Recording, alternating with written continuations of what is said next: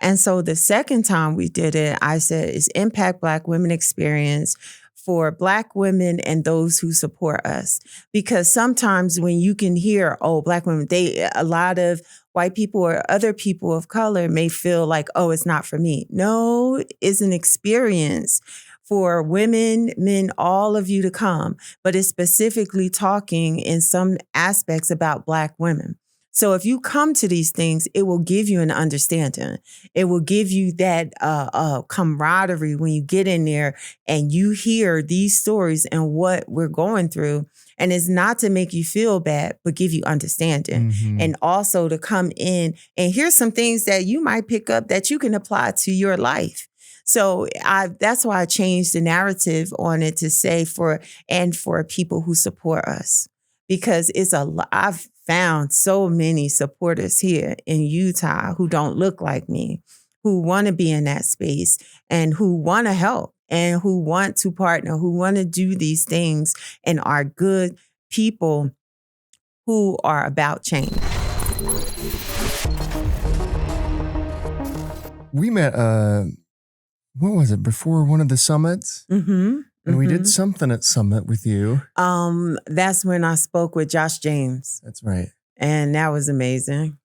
From that conversation, he partnered with us to host the Impact Black Women Experience, where I brought Tabitha Brown and David Banner here. Yeah. Mm-hmm. And you have the magazine, right? Yes. Impact Magazine. Tell us about Impact Magazine. Oh, wow. So 17 years ago, it was a guy in my neighborhood named Darren Mars, and he had a newspaper magazine called Cream, and it just showcased everything in the neighborhood, the graduations, who had a business, all of the good things. And so it was around the time when the local high school had deemed it, not the local high school, the local newspaper deemed the high school place a cage of animals, right? So he came along and showed all of the good news. And so I was like, wow, this is amazing.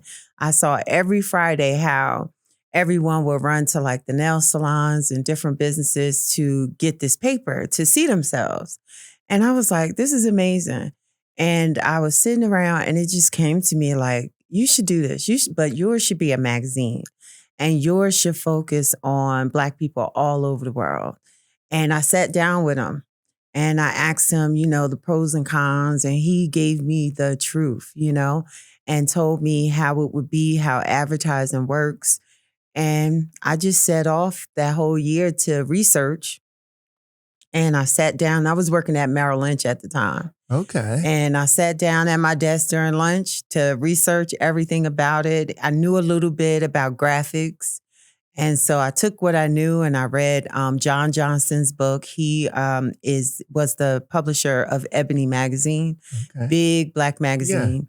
Yeah. And Essence Magazine, I read Susan L. Taylor's book, and it spoke about her being a single mom and how she had to put her daughter first. And then she went to night school in order to build Essence Magazine. So both of those books really helped me pave the way on how I'm supposed to go. And especially with the help of Darren. So that was just amazing. So I was off. I just went and I was like, oh, I could do a little graphics. I can do this thing. Oh, okay. I could put it together. Well, it wasn't as easy back then. Like now you could like kind of build a magazine in Canva or something like that. And guess how I started? Yeah. I used my Microsoft Publisher. Oh, wow. I began to use a Microsoft Publisher and I would put page by page by page. And I read up on how many pages to make sure it was even. And then I sat down with a printer who told me these are the bleeds and all this kind of stuff. So I truly learned the business. How did you get your first advertisers and start making money there? Gosh, and guess what? This is so amazing. I was pushing out this every month with my own money. Like I wasn't even thinking of advertising. I just saw how the people reacted to when they saw themselves. Yeah. So my thought was to go and just do it until one day, a young lady, her name's Talea, and she invited me. She was like the manager at Ruth Chris. She invited me to dinner and we're talking about the magazine because it's getting a buzz in my neighborhood. And she's like, okay, so how are you going to make money? And I was like, oh, I was going to give it for free, forever. And just, I just want everybody to be positive. And she was like, girl, snap out of that because you need to make money with this. It was like full color it was expensive. And so that was when I knew, okay, something has to, give with this. And she was right. I needed advertising. And the first advertising was 2 Black women. They had a realty company, Farida and oh gosh, she's gonna hurt me. The young lady who else was in? Yeah. And I think her name is Shelly. Lord Jesus, please let that be her name. But they came and they wanted their story told from the magazine. And that was my first advertising clients. Yes, her name's Shelly Bryant. Don't hurt me, Shelly. And where did you start that? That's Trenton, New Jersey. Okay. Mm-hmm. Very cool. Mm-hmm. And were you editing the magazine? Were you finding the writers? Everything. No, I wrote the entire magazine. I wrote the entire thing. You know how crazy that is? That's wild. I know. And at first I would send it out. It was always print and digital from the time it came out. And I would send it via email. And so many people were like, this is amazing. I'm like, oh, wow, my mom did say I could write. Oh, wow, must can write, And so I would write it all, and I kept it between 20 and 40 pages. I showcased art in the beginning, like Black artists, like everything. And I wrote about it. And then once the buzz started picking up, we began to get writers. Like people wanted to be in that magazine because it meant something. Yes. What was that moment like when a writer came to you and was like, I want to be in your magazine? Yeah, it was so amazing. Like, my magazine? Okay. And it was like picking up steam, but it wasn't like known like it is now, like nationally, but it was known for having substance. So that is just it was a big pride thing for me. Like, people can come here, know they can get good news, and they could see people from their neighborhood and know that I'm talking about it. Like, this is true. This is what these people are doing. Yeah. And just to highlight them, it was amazing. Yeah. How important is it for you to be able to control your own stories, your own narrative? And we're seeing that more and more with media, right? Mm-hmm. Where kind of like the mainstream or corporate or big, or I don't know what you call them, right? But like I saw somewhere just recently, like MSNBC is getting sold, like all like the big brands and things like that. And it's kind of becoming more towards independent and decentralized publishing. Yes. Which probably is fascinating for you to see that from when you started to hear. But how important is that to own that voice? That's my biggest thing to anyone. I was just speaking to the kids at the Black Student Union on, you have to own your story. I saw that in 2020. It just hit me like when during the pandemic, people didn't want to be home. They didn't want to be with themselves, be with their own, in their own entity, right? And I was like, what does that stem from? And a lot of times it is from our past and not owning who we are in our story. And so from there, I created this guidebook. Let me tell you the title of it. I've got the tea that will get me to the juice. And what it means is, tea is like gossip or whatever. And so a lot of people do not want to own their story because of their past and gossip and things that happened to them. And it's like, if you own it, and you tell it, nobody else can have that. That's the juice, And I created that. And it's like, I love my story. I love how I grew up in dysfunction, but it was loving household. My mom took care of her children, grandchildren, great-grand, you know what I mean? And it was loving, but it was hard, And so I love the fact that I come from that and I was able to build. So I own that. And it is so important for us to own our story, no matter what it is. If you had problems, if you didn't have problems, just own it. And so now I'm looking and I'm seeing those reports and it's like, okay, 20% of what's going on right now with media, they're getting it from Black influencers. People are really trusting them to advertise, do whatever because people trust them. And so, know why? Because we own our story. Mm-hmm. We have to be able to be front and authentic with our audience, and they love it. So that's where all of that comes from. Number one is owning the story. You have to own up to it. What you said there was so profound. Like if you own the story, no one can take it away from Nobody. you. No one can twist it around. Nobody can try to embarrass you or anything like that. Own it. And then you've got the juice. I love that. Then you got the juice. That's what it is. That's what it is. Incredible. So tell us what your journey, the community you're writing about, the people you're writing about, what has remained the same from when you started, and how are things changing, and what are some of the new challenges? Right. The one thing that is consistent with Impact Magazine is we are here to empower, encourage, and educate Black folks and those who support us, And so that has been consistent for the past 17 years. We're not going to stray away from that because that's the biggest thing, And the one thing that has changed in the growth is before 2018, I didn't have any partners. I did everything on my own, all my own money.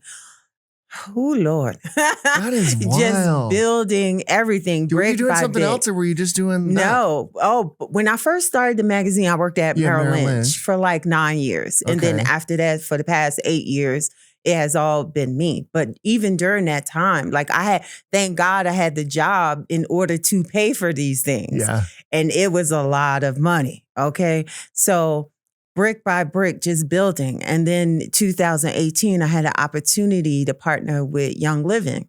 And so we did that for a whole year. And that opened me up to companies wanting to come in and be a part.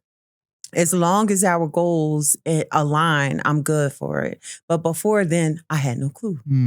I had no clue. All I knew is this is your thing. This is your business. You need to build it, And I believe that a lot of partnerships I have right now, they love that because they know I am in it for real. This is not me just waiting around, waiting for you to fund my stuff.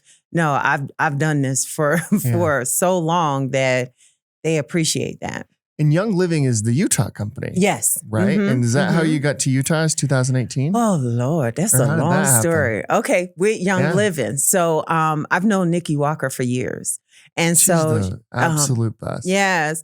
I've known her for years, and she had gotten a job at Young Living with brand partnerships. And so that's how the partnership came. I began the Women of Impact dinners in 2017. And so she said, I'm going to get this job and I want to partner with you. I know it's a great thing you're doing, blah, blah, blah. And I said, okay, I'll leave it open for you. I never did it. So she had to explain to me, this is what partnerships, happen. And I said, well, as long as our goals align, I'm good with it. And so then we partnered, and then they wanted to partner the whole 2018 for all the dinners. And I said, okay. And at the end of the year, their CSO was on the cover. Lauren flew to Atlanta, and it was shot by Derek Blanks. And we're sitting in there, she's getting her hair done, and Lauren says to me, Tanisha, you should move to Utah. And I said, what? There's no Black people in Utah. What is that? I'm not coming to Utah. Are you crazy? And she said, you would be shocked at the community of Black folks that are in Utah. They're doing some great work. And I started to sit there and I thought about my son was graduating from high school. And I was like, no, I don't want to uproot him and start a whole new chapter. I was like, no, it's not the right time. They said, okay, well, come for Sundance. And I said, I know Sundance, Robert Redford, And she was like, yeah, come. I said, oh, when is it again? She said, January, February. I said, are you kidding me? I don't want to come anywhere that's cold. That's why I moved to Atlanta. But guess what? That right there was one of the worst decisions I made in business because Sundance had all the people. Oprah was here that year. Ava DuVernay, just walking around, showing how they're talking to Niche Magazine, everything. And I just wanted to slap myself, for missing that opportunity. But I said I would never miss another Sundance from there. So I came in 2020. And I spoke with William Marks, who was the community relationship manager over at Facebook. And he was like, Tunisha, I would love to do some work with you. And I said, okay. But then here we go, the pandemic begins. And then so we pushed what we were going to do to October, the Who's Who of Black Utah. So we did that in October. I flew out here and I was like, wow, this is beautiful. Okay. My son is graduated from school by now. And I'm like, all right, this is okay. This is a beautiful place. I finished the event. Next day, flew to LA. That's only like what, an hour and a half. Yeah. And I did a photo shoot with Garcelle from the Real Housewives of Beverly Hills. And I was sitting there and I had a client from my marketing company. She flew in with me. And so I was waiting for her. And William had emailed me to say, the event was amazing. If you could come out here, a lot, we could do a lot of work. I see the vision. I love it. And I'm sitting there and I'm like, So I got back and I was like, you know what? I'm going to go look for an apartment. Let me just see how this goes. And then I walked in there and I'm looking around. I was like, you know what?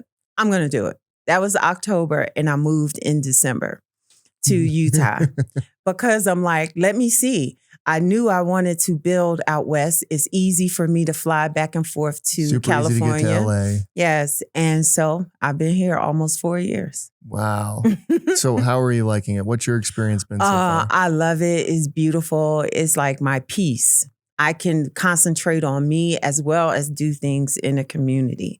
So I love it. I love the mountains. I love what the mountains do for me, and it's just very peaceful. I'm loving it. And it made me open my eyes to people who don't look like me, but are interested and looking to move forward and work with me. I'm like, wow, okay. Because, I was in Atlanta for 11 years. It's not like white people aren't in Atlanta, but majority of my business was thriving on Black people, Black business, and everything. And so when I came here, I was so amazed and thankful for how the companies are opened up and like, we love what you're doing. We want to partner to further what you're doing as well as what we're doing. So I love it. When did well, first let's talk about kind of who the great people are here in the state you featured and worked with, because I'm not sure that I think they need to be recognized a bit. First and foremost, Lisa Barlow. I mean, like, OMG. Like, I wouldn't even know half of the people I know if it wasn't for Lisa. She is incredible. Her energy is wild. It's wild. And she is just like, Tanisha, you need to meet this person.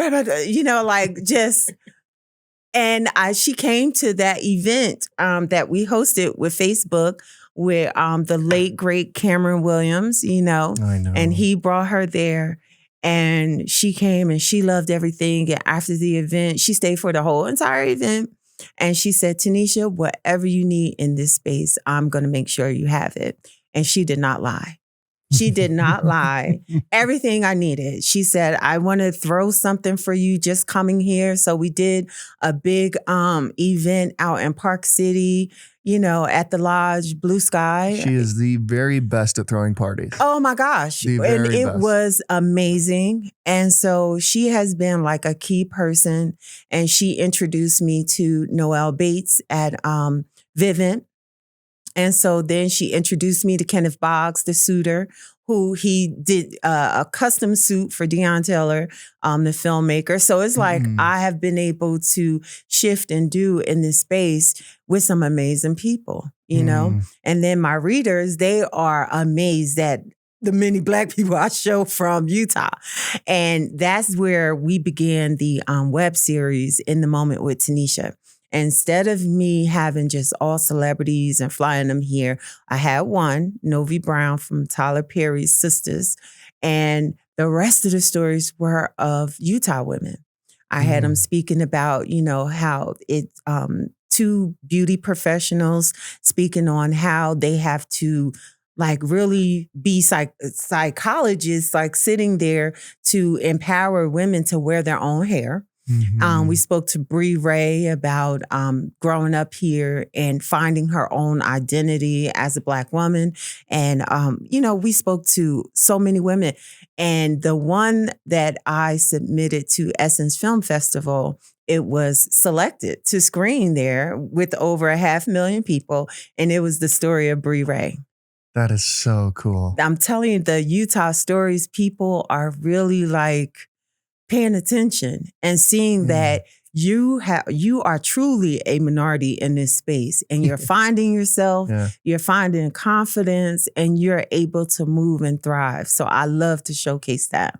What are like the issues you're talking about now, and that your community and your readership is facing? The one thing that I noticed, just being, here in this space and then around the country, is showing Black teens that they can be leaders. Bree Jones of A Gamer Studio, this past September, we did a summit, Empowered to Impact Summit. It's a career exploratory summit, and we're all in there. We had Ancestry there, so many companies, Progressive Leasing, showing leadership and technology. And so Bree Jones of Gamer Studios, she was like, Tanisha, you know what? I asked the girls, like, what do you want to do? And they told me, and they were like, okay, yeah. And she was like, well, how much do you want to make? And they were like, they didn't know, right? And so one of them said $50,000. And Bree said, why not $1 million? And they looked like, what? We can make $1 million working somewhere? And she's like, yeah, I can give you people who are making millions of dollars working for someone. And so just their concept of doing that, I said, this is the reason why I began this, to let them know that you can do this. Continue to pursue it.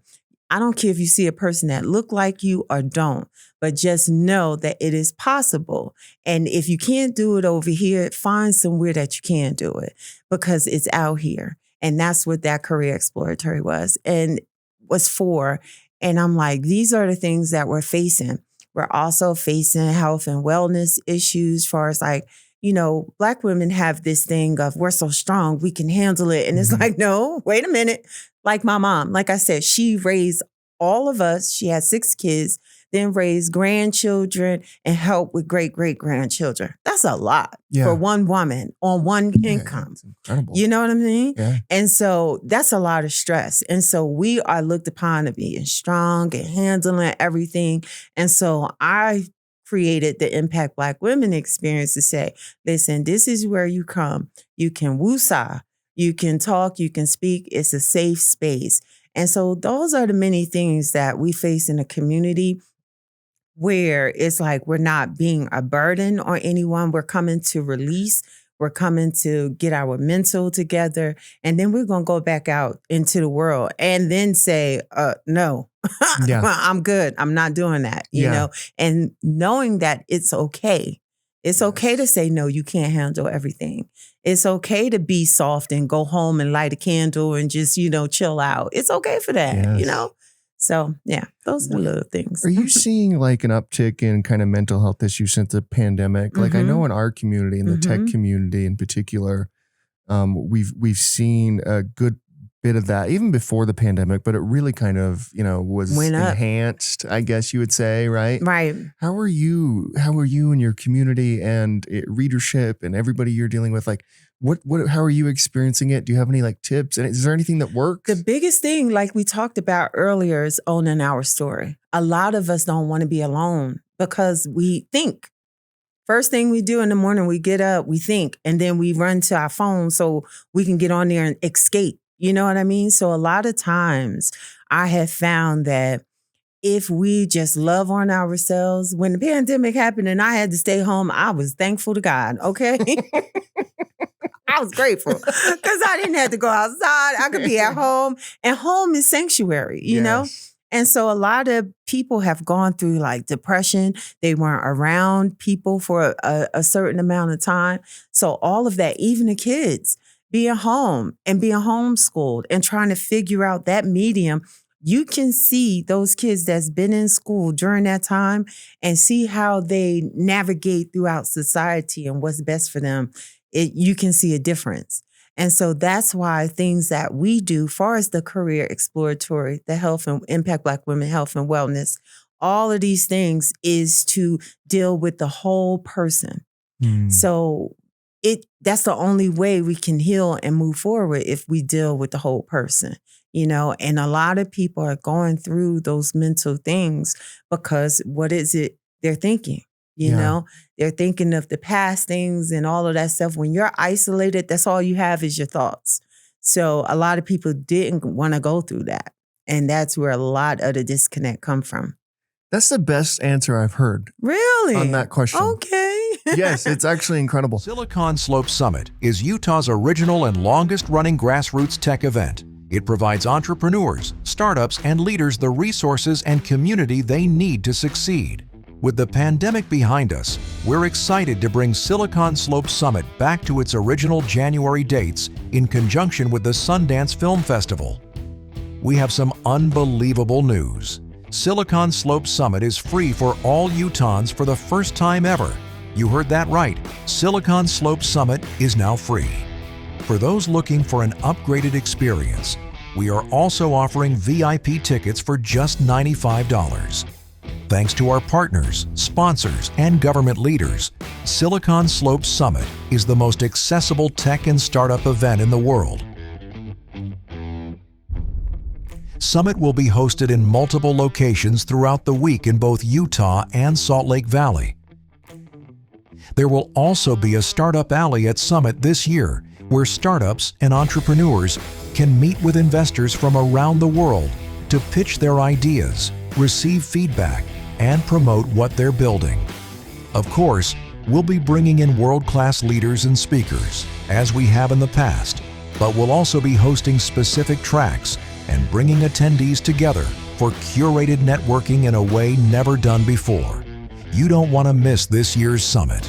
To register, buy VIP tickets, learn about sponsorship, and apply for your startup to be part of Startup Alley, go to siliconslopes.com/summit. Like this whole idea of like, if you can own your story and not be ashamed of it and not be worried that it might get out by somebody else, or like all of these things that we like worry about. And right? that inner turmoil. Yeah. Because if nobody puts it out there, it's not out there. So you don't have that to worry about. But that inner turmoil of whatever we have been through, it continues to seep at us. And when we're alone in our own thoughts, isolated, we can't touch people, we can't laugh, we can't drink it away, we can't smoke it away, we can't do all of those things. We are with ourselves. And so once we get with that and love on ourselves and know that we are okay, it is okay. As long as you've moved towards, being a great person, doing all these things that you want to do. That's all that matters. The past, you can't change it. Yeah. You can't change the past. You can just accept the things that you can't change and move on.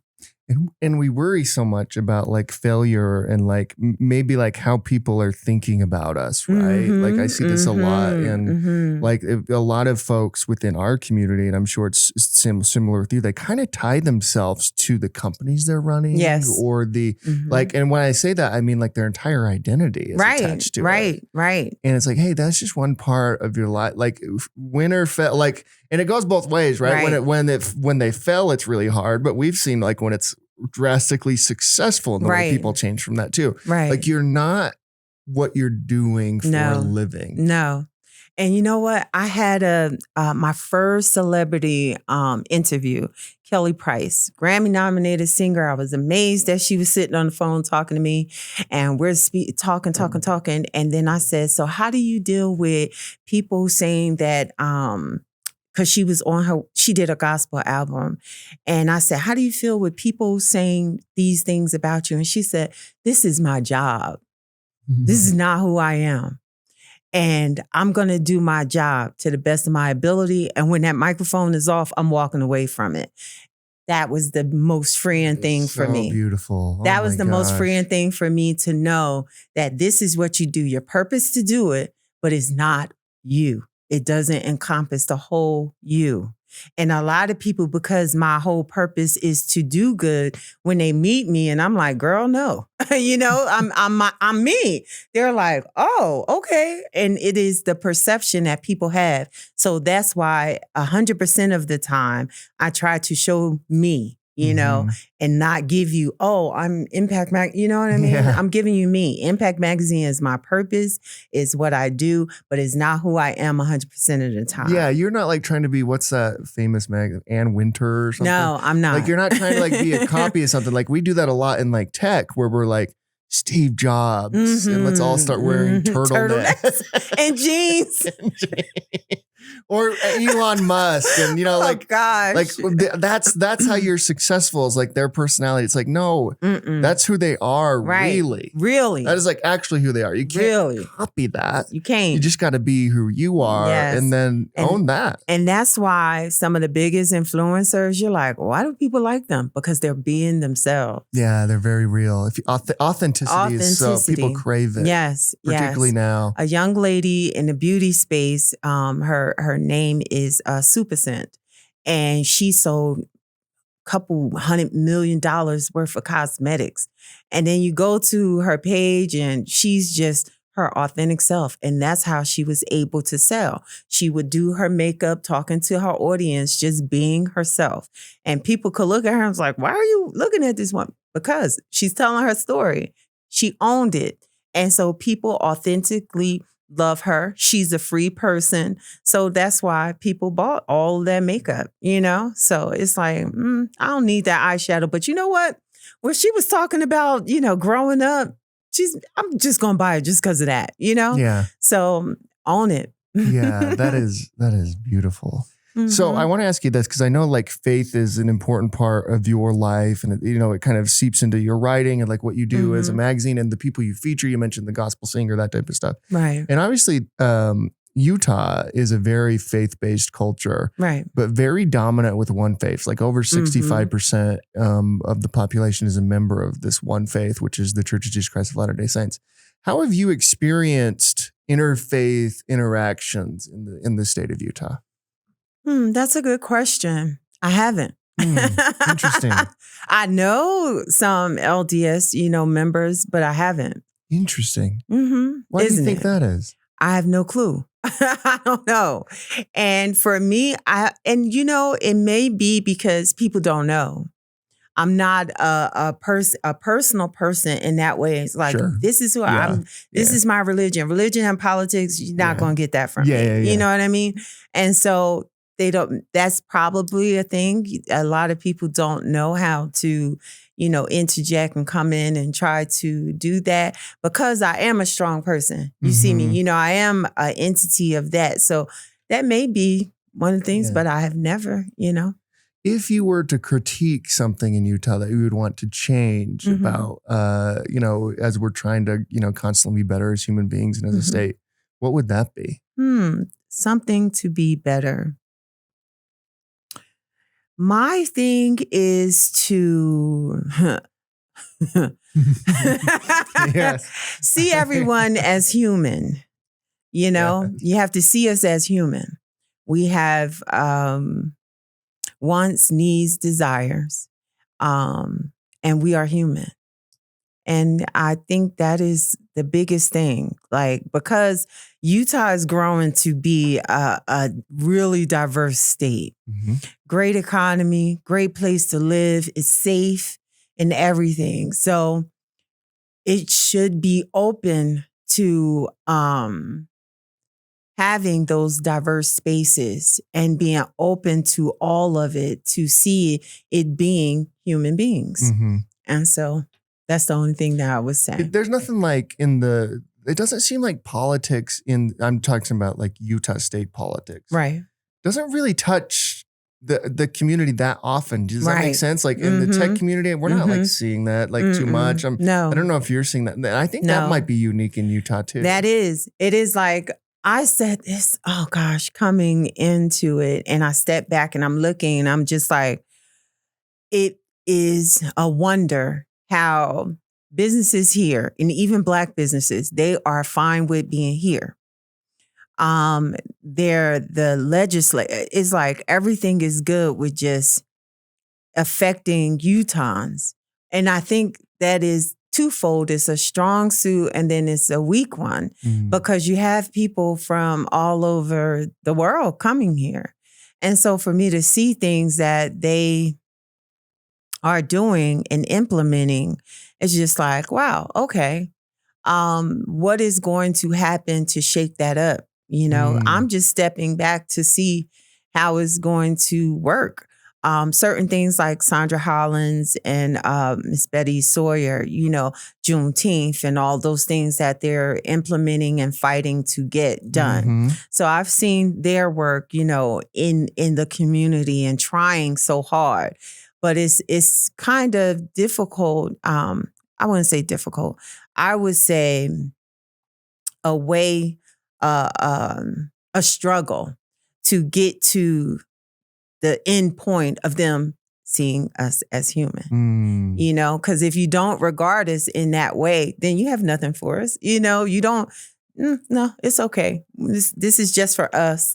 And they'll figure it out because that's been the history. Yeah. We will figure it out. But why in 2024 do we have to? Yes. When you say it's not here, it's not being done. So then why is there a struggle for us to even have a holiday?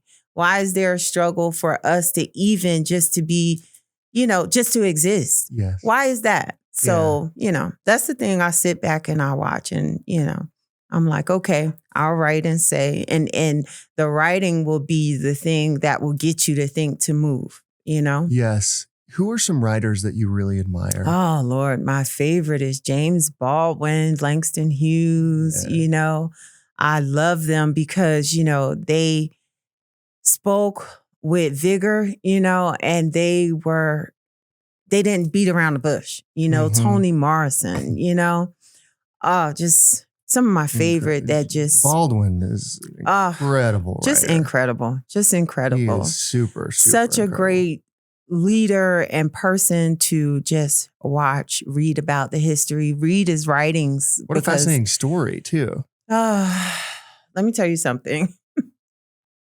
The one thing that has kept me going is Toni Morrison, James Baldwin, them because they didn't say, oh, we're in this struggle and there's no silver lining. They were saying that we have this, know it, be cognizant of it, but continue to move and press. So that's the thing that keeps me going. And that's why I continue with the kids, with the women, with the men to keep saying, I understand this. I understand this a lot of things, but we need to come together and we need to push forward. Let's help with the mental health. Let me show you some leaders. Let me give you all of the things that I've received from these great writers, from these great people that I saw and I held on to, So that's my biggest thing. And that's from the examples of them. Yeah, it's interesting you say that. I just read Ta-Nehisi Coates' new book. And it's basically like 3 separate essays, right? And the one that's getting the most attention is his one on Israel and Palestine. But what he's actually writing in there prior to getting to that essay is writers have the ability to change the world. They and he's do. writing to his students that he teaches and explaining to them the power you have of your voice. Yes. If it's authentic, Yes. if it's honest, and if, and that piece of that book resonated a ton. I thought that was incredible. And you know what? I watched the show. My mom was a big news freak. And so she was watching Larry King and Oprah was on there. And he asked Oprah, would she ever run for president? And Oprah said, why? Why would I run for president? I own the biggest way to get to people to change mindsets, to do. Why would I need to be president? Yeah. And that's the biggest thing is communication, media. That's why I tell everyone, own your story, own that narrative and push forward into whatever you're trying to be. Because nowadays we are all basically social media for me is having a TV show and letting the world in. So if you own it and push, then, you have the biggest communication medium in your hand. So use it. You don't have to be this, that. You just do what you need to do with the people that are around you and who you can affect. Yes. Do you find, like, you do these incredible events, and you've talked about some of them, and I know that we were promoting the one back when Josh introduced us. Yes. But do you feel like that, like getting people to your events who maybe otherwise wouldn't have gone, would help kind of bridge this divide and see us all as just human beings? And that's why I had to, when we did Impact Black Women Experience, and the first one we did, we had different people of color and a couple white people in there. And so the second time we did it, I said, it's Impact Black Women Experience for Black women and those who support us. Because sometimes when you can hear, oh, Black women, a lot of white people or other people of color may feel like, oh, it's not for me. No, it's an experience for women, men, all of you to come. But it's specifically talking in some aspects about Black women. So if you come to these things, it will give you an understanding. It will give you that camaraderie when you get in there and you hear these stories and what we're going through. And it's not to make you feel bad, but give you understanding. And also to come in and hear some things that you might pick up that you can apply to your life. So that's why I changed the narrative on it to say for people who support us. Because I've found so many supporters here in Utah who don't look like me, who want to be in that space and who want to help and who want to partner, who want to do these things and are good people who are about change. Yes. So that's the thing. You could be a good person and be like, oh, that's just not for me. But those who are about change, they know if you're coming around me, we're going to make some change. We're going to do something. And I don't need everybody. I just need the right body, you know? So, and that's it. So before we go here, tell everyone how they could work with you, how to find you. Yes. Like the events you do, like just like how to get in touch with you. Because I think that's important. I'm on social media every day, all day, 24/7. You can catch me on LinkedIn, Tunisha Brown, or Instagram, The Impact Magazine, or Moments with Tunisha. That's Instagram. You could DM me at any time or go to the website, theimpactmagazine.com, and contact us through there. I'm available. Listen, I love to partner with companies. Like we just did a partnership with Ancestry, where we told the stories of our Women of Impact honorees. And they are looking to partner again for 2025. And we're going to amplify these stories and amplify mental health and all these things. So I'm excited about that. And I still have my continued partnership with Facebook and Vivint. So we're doing the work, you know, one person at a time, a group of people at a time. But you know, excuse me, I'm just excited about the work we can do.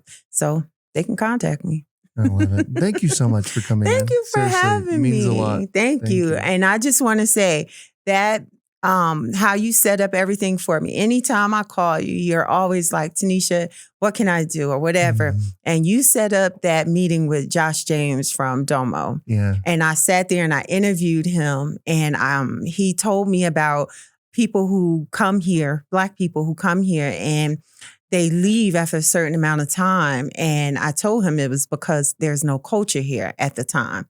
And I said, there's no culture and you have to show your people the culture. And I told him, I said, and this is what I'm doing with Impact Black Women. He said, and I'm going to give you the money to do it. So listen, thank you for that. Okay. And he did it. So I'm grateful to you for that. Thank you, Josh, if you're watching, you know, and that set me on a course to bring in Tabitha Brown, who came here to let the women know because they didn't feel psychologically safe. This is what in Wallet Hub's report, you know? Yeah. They don't feel psychologically safe. So I brought Tabitha Brown here to say, you are enough. You are enough. Then David Banner, he came here to say, Black men support you. We love you. And so I just thank him for allowing me and partnering with me to be able to bring that. That's so cool. Thank you so much. Thank you for having me.